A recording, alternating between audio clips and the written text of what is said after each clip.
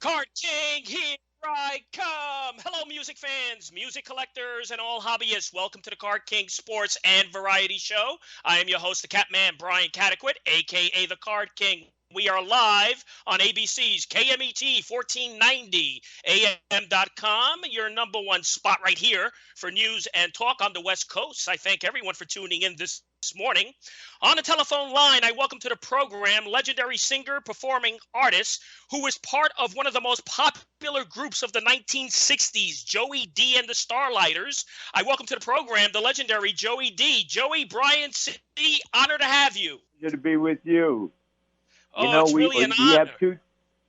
We have two things here that I love the most is entertainment. The second is sports, so we got a lot in common. A lot in common, Joey. You're a New Jersey guy. I'm a Brooklyn guy, so, you know, a lot in common, tri-state area. Joey, I want to begin. You've been performing now for over 65 years, and you being the guy that always had confidence, you knew right from the get-go that you were going to have a number one hit. Is that so? That's exactly right. I was determined. I didn't have all the talent in the world, but I had the determination that I was going to make it. And I put myself in a position where I got to the Peppermint Lounge in New York City, and we had a hit record there that I wrote along with Henry Glover from Roulette Records, and became number one. Matter of fact, it's number one 60 years in about 15 days. That's amazing. 60 years ago. Now, yeah, it's amazing. But before the Peppermint Lounge, I mean, your history is remarkable. Now, you and that Hall of Fame group, the Shirelles, you have an interesting history with one another. Tell us about that connection. Well, the connection is we're both from the same hometown, Passaic, New Jersey. And when I was formulating my band, they already had their hit record. Met 'em on a Monday, do run to run. And I said, wow, how cool is this? They're in high school, and they got a hit record. I have to get one of those. So I went to them, and I went to the girls, and I said, can you get me an audition with Florence Greenberg, who was the owner of Scepter Records? And they said, we'll try, Joey. And within a week, they had the audition set up. We did the audition. Florence liked us very much, hired us, and we were signed for 1 year with Scepter Records. So that was the beginning of what happened. But and then to take us on a little further, the city of Passaic, because of our notoriety, the Shirelles, of course, in the Hall of Fame, and they named the street after them, and they named the high school auditorium after them. And in honor to me, they named the street after me where I grew up. And they also named the middle school auditorium after me. So how cool is that? Doesn't get better than that, man. No kidding. I mean, that's definitely an honor. But, you know, when I go back and just study your music legacy, I mean, tell me if this is true. We have to go back to the first time you appeared on that American Idol type TV show called the Ted Mack TV show. That's where you first showcased your talent. Is that correct? Exactly right. Well, the first time on television, yes.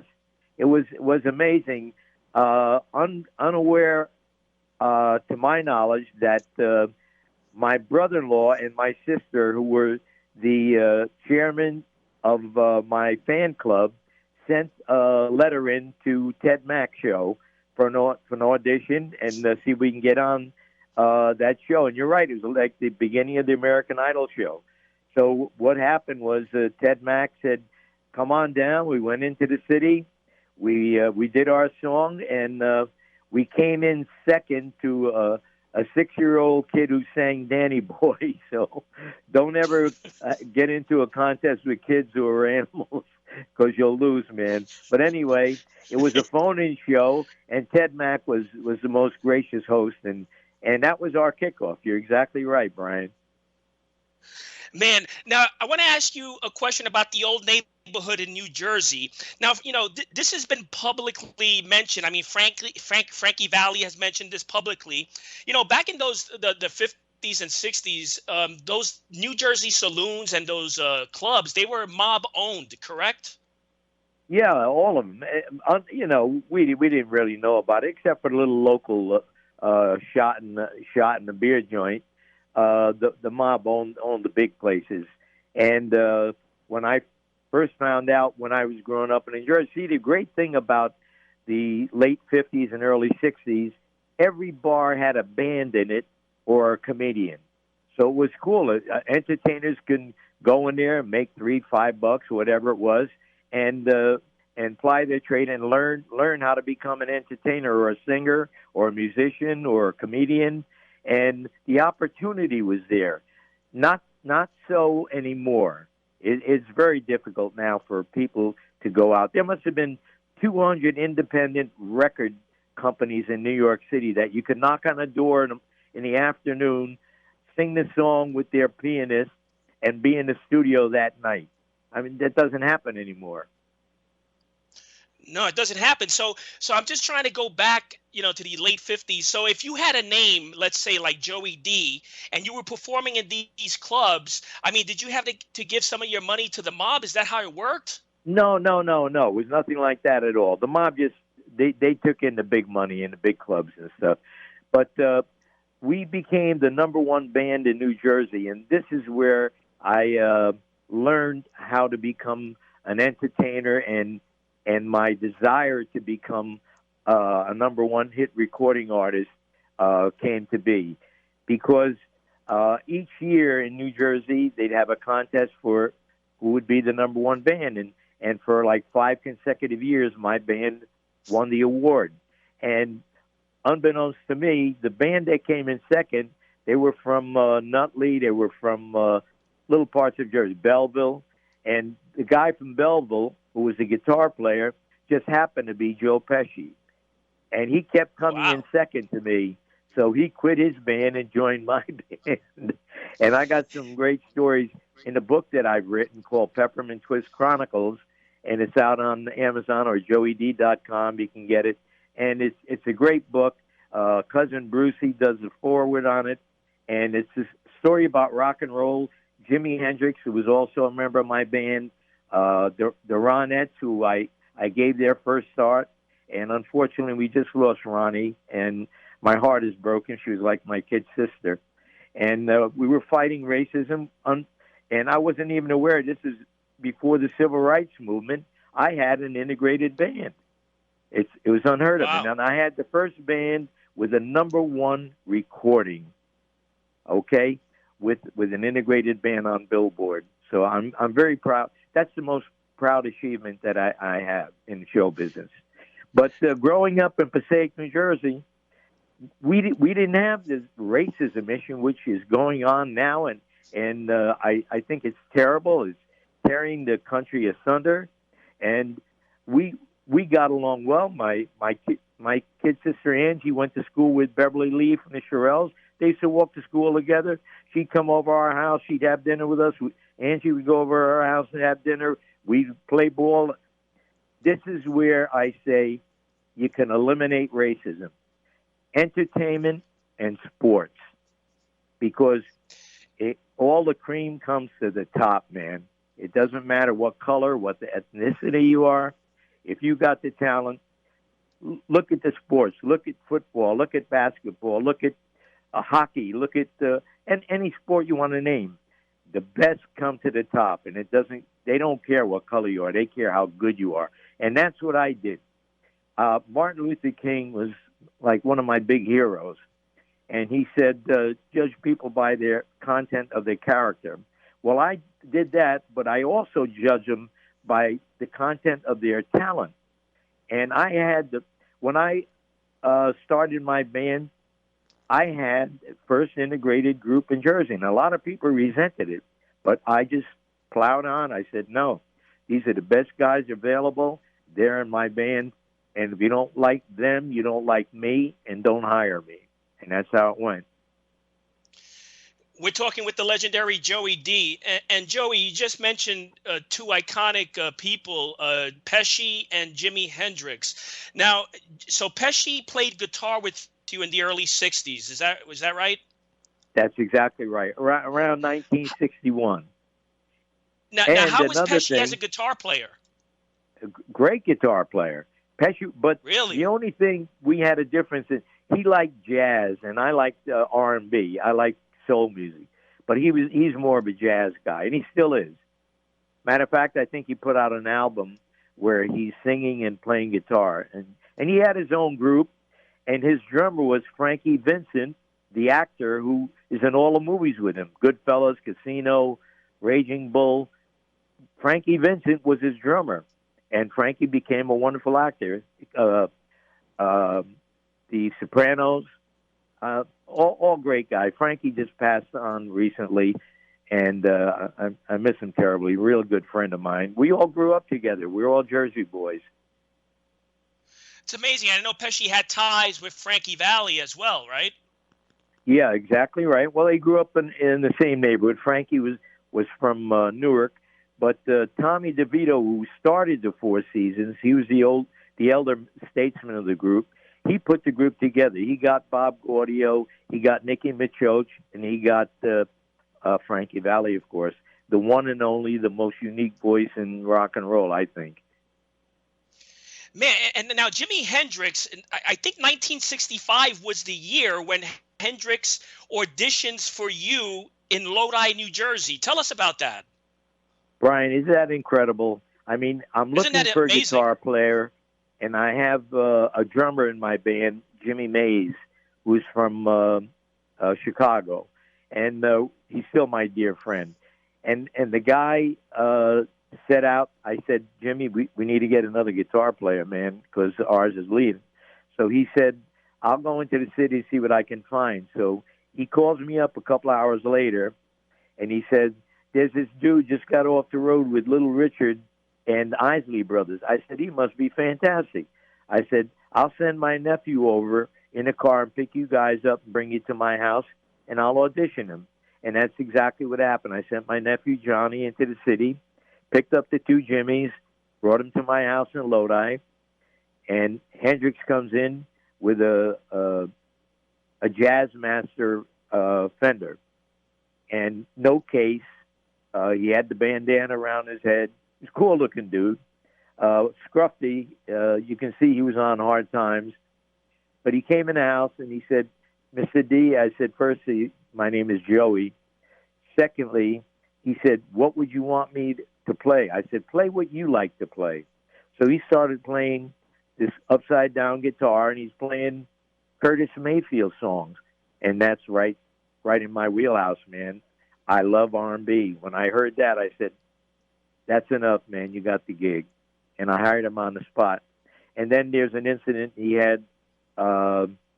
He did something that was unacceptable to my wife in my house, and it's in the book. You got to see the book, man. There's some great Hendrix stories. You can imagine all the partying we did, rock and roll stars, girls, booze, and all the other stuff. Everything except drugs. I never did drugs. But we had wonderful times together, and then 1965 is exactly when he was with me, and I had a nightclub in New York City called Joey Dee Starlighter. I was New York's youngest nightclub owner, and this is where the mob comes in, Brian. They came in and became my partners instantaneously. They also owned Roulette Records, unbeknownst to me. Morris Levy was the owner, the figurehead owner anyway, but the Genovese family owned Roulette Records. They owned the Peppermint Lounge. They owned Birdland, you name it. When it came to entertainment, they owned just about everything in New York City. But I lived with it, and I didn't get paid any royalties, but I was told by Morris Levy, he said, listen, I get the record money, you get the performance money. That's how it works. And who are you going to argue with, the Genovese family? I don't think so. So I knew better. I kept my mouth shut. My last name ended in a vowel anyway, so, and I knew some people from Jersey. So he threw me a bone on all the records, the number one record, number 6 record with Shout, What Kind of Love Is This, Mashed Potatoes, the number 2 album for the entire year in 1962. I got paid a total of $13,000. Wow. Wow. And he told Wow. me you should be happy. You should be happy you got that. Okay, and it's all in the book about the mob and the sit downs I had. It's very exciting, and I call it the book because it's the definitive book. If you want to know what was going on in the early 1960s in show business, in rock and roll, in bands, and the machinations of what's going on behind the scenes, pick up Peppermint Twist Chronicles, Amazon or JoeyDee.com. It's really a great book. Not because I wrote it, but I can't believe one person did all of this. Cousin Brucey wrote the foreword. He thought it was so great. I also have it endorsed by Sir Barry Gibb, Frankie Valli, Ronnie from the Ronettes, Aaron Neville. It's just incredible. Larry Chance from the Earls, Jay Siegel from the Tokens, the Shirelles, of course, my favorites. I just can't get over all these people that endorsed this story of mine, and it's a great story. Well, Joey, I mean, all these people, they look up to you. They endorse you. I mean, 1961, you were the hottest ticket around. I mean, your Peppermint Twist knocked out Chubby Checker's Twist. 1961, you were the hottest ticket around. Well, yeah, we were very, very fortunate. I was at the right place. I was in the Peppermint Lounge. We were the house band there. And one dark and stormy night, as they say, it was raining outside, and Peppermint Lounge on West 45th Street, right in the heart of the theater district. And surrounding the Peppermint Lounge are all the car lots. So people coming out of the theater would walk to their the car lots and get in their cars and go to wherever they were going. But this one evening in October 1961, Charlie Knickerbocker, the writer for a New York newspaper, and the beautiful Merle Oberon, the actress, came into the Peppermint Lounge to get in out of the weather, have a nightcap, and I'm doing Hank Ballard's version of the Twist at the time. And all the kids are dancing on the dance floor. Merle Oberon actually gets up on the stage and starts dancing with the kids. She thought it was a hoot. Charlie Knickerbocker writes about it the next day in his column in the newspaper, and the Peppermint Lounge must have received $10 million worth of free publicity with that one column because it just snowballed and became the biggest place. Forget about Studio 54. Forget about the Cope. Forget anybody who was anybody came into the Peppermint Lounge. I'm talking about Marilyn Monroe. I'm talking about the Rolling Stones. I'm talking about Ava Gardner, John Wayne, Nat King Cole, Jackie Kennedy. I could give you a shorter list of people that didn't come that were famous. And this was your audience, Joey? You were performing to these people? Is that incredible? And that's amazing. And one of my favorites happened to be Lenny Bruce, the great comedian who unfortunately didn't get a square deal. But he used to come into Peppermint Lounge, and we had so many laughs together. I danced with Judy Garland. She was there every night. I did the Twist with Judy Garland, Shelley Winters, Shirley MacLaine. The story's incredible. If you told me you did all of this stuff, I wouldn't believe you. I'm a Jersey guy, like you're a Brooklyn guy. We're kind of skeptical. This didn't happen to one person. Well, you know what? It did, and I wrote about it. And it took me 11 years to write it. It took me 2 hours to write the Peppermint Twist, but 11 years to write this book because I wanted to make it real. Now, so let's mention the book again. So if you go to JoeyDee.com, the first thing you see is the Peppermint Twist Chronicles. This was written in July 2021, correct? It was written over 11 years, yeah. But it came out in July. Yes, July, exactly right. Yes. And it's on Amazon. Now, I got to – go ahead. No, I was just going to say you can also get it on Amazon, or you can go to JoeyDee.com. Now, if I may ask you, how was your competition or your rivalry? Did you have any rivalry with Chubby Checker back then? Oh, certainly. Matter of fact, he came into the Peppermint Lounge one night during the height of the publicity. His management thought it would be a good idea for him to show his face there. So he gets on stage while I'm singing, And I thought this was a terrible, immature, unprofessional thing to do, because I would never conceive doing something like that. So anyway, I get off the stage and I go into the office, and I called the three owners into the office, and I said, if he doesn't get out of here, I'm leaving. And I made the place, and they saw it the same way. They said, okay, Joey, you're right. And they agreed. They got him out of there, and it was nothing personal. It was business. He was stealing my thunder. He already had the number one record in the country with the Twist for the second time. That's the only time a record has become number one twice on Billboard magazine. That's because he had it initially when he did a version of Hank Ballard's version. Let's remember, Hank Ballard and the Midnighters, they created the twist and the dance, not Chubby Checker and not Joey Dee. We both got lucky because of what he did. But anyway, I just wanted to give him some credit. But Chubby went on to have a number one record in 1960.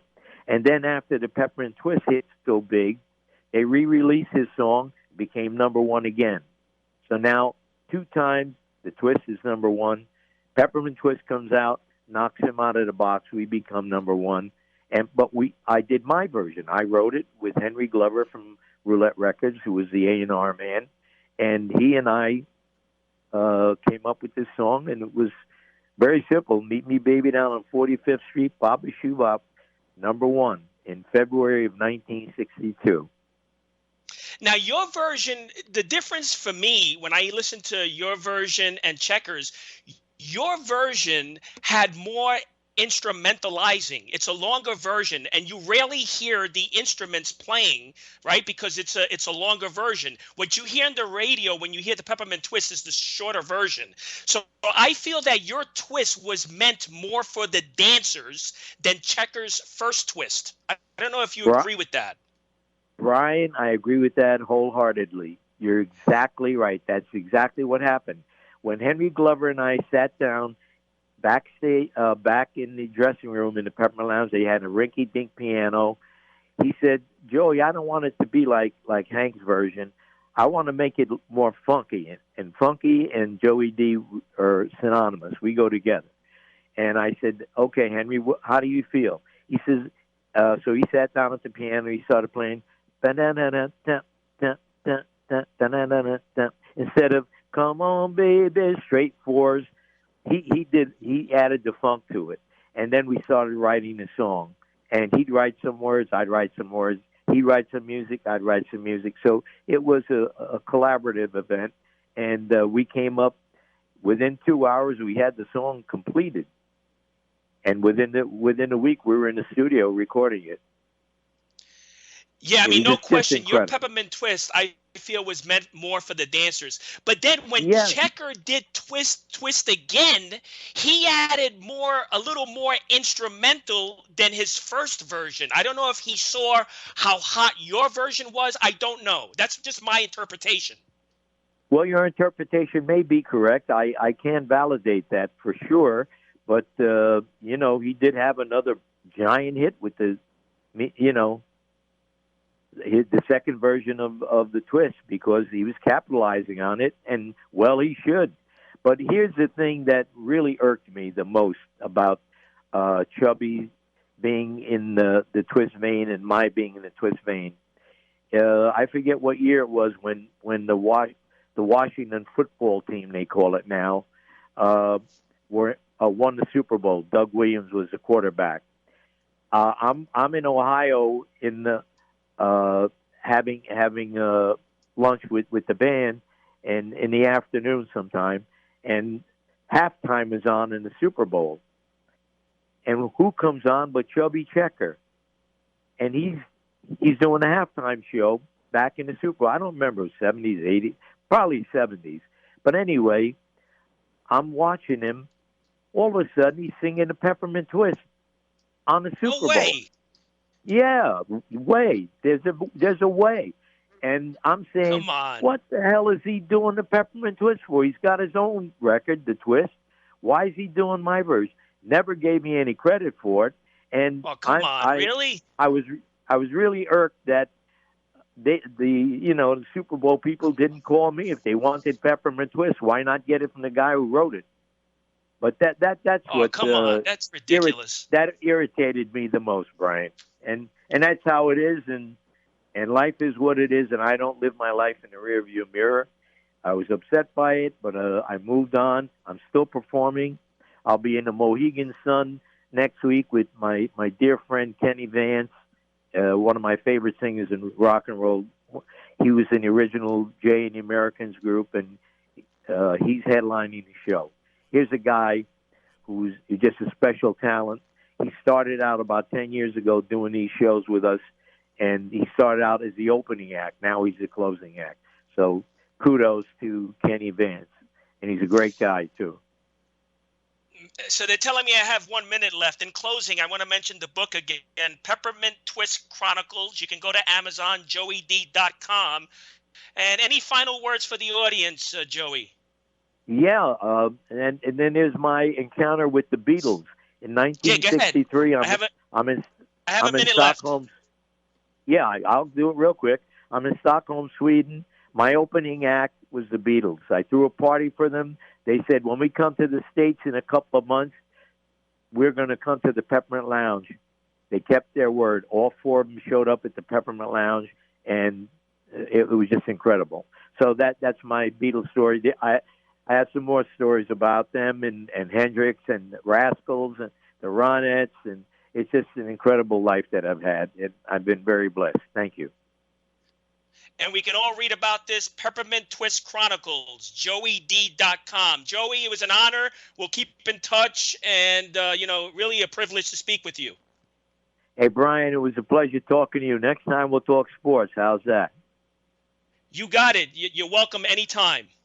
All right, Pally. Thank you. And God bless the audience, and thank you for all of you. Get the book. You'll really be happy. It'll make a great birthday present or any kind of present. Yep, and I'm going to get my copy right after this show. Thank you, Brian. You got it. The legendary Joey Dee, joeydee.com. The book is Peppermint Twist Chronicles. Pick up your copy now. Until next week, happy collecting to all.